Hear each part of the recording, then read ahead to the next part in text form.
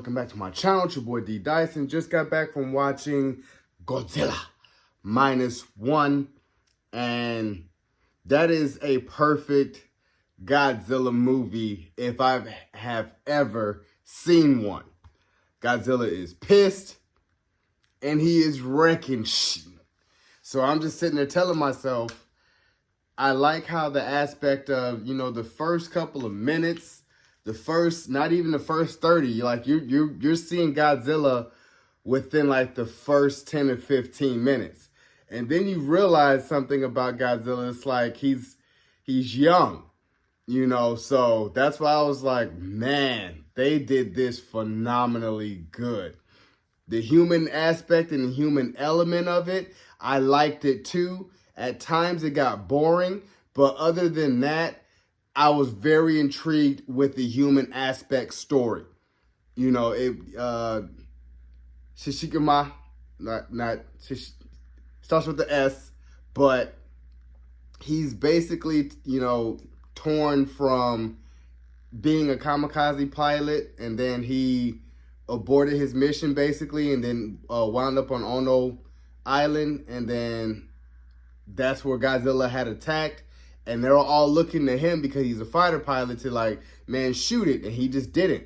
So all the mechanics on the island died except one. So he was really upset with them. And as he returned home, he worked and kind of lived life, but he was really torn up by what had happened with Godzilla.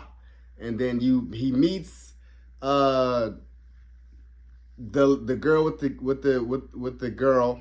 The lady with the girl, and with that, it's, kind of built a family, but he was still torn by the pain of what happened. So he was like, yeah, she just came, and her and this baby's not even hers, but, they just came left, and they never left, they just stayed here. So I was sitting there telling myself, I like that aspect of the story because he didn't realize that gave him purpose, until basically the very end. So I was like, it was really good seeing this it was a good balance of human aspect and human element, and then it was Godzilla really tearing up stuff. And I'm just like, when he used his galactic heat breath ray, oh my God, he like, I'm like, yeah, this is bar none. They knocked it out the park. Pure and simple. They knocked everything out the park. Even when he put the mime in his mouth and he blew off, half Godzilla's face, and he just regenerated. I was like, oh my God. It gave me anxiety. Like, are they going to get away? They're in a small boat. And then even when they're going after him a second time, I'm like, man, Godzilla is just a force to be reckoned with. And I'm just sitting there the whole time like, oh my gosh, this is good. Everybody in the movie theater like, this is a Godzilla movie. And definitely getting part 2 so we can see how crazy indestructible Godzilla is as he tore through the town of starts with the G, and how his galactic breath sucks everything up and just blows it out. It really gave me a nuclear bomb the way that he releases his breath. And I was kind of like, I see what you did there.